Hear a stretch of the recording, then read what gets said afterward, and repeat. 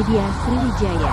Polda Metro Jaya memastikan asap tebal di luar Stadion Utama Gelora Bung Karno (GBK) saat pertandingan Piala AFF antara Indonesia vs Vietnam sore ini bukan gas air mata.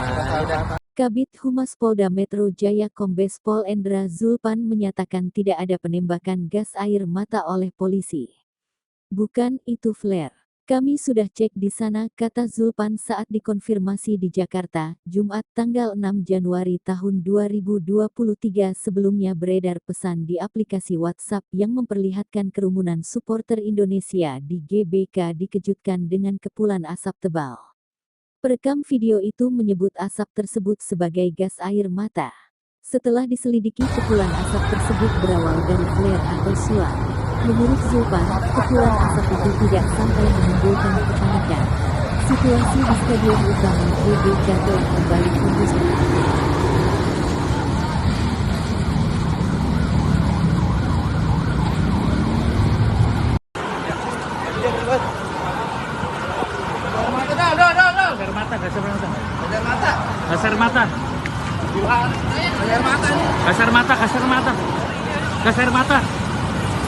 Kasar mata.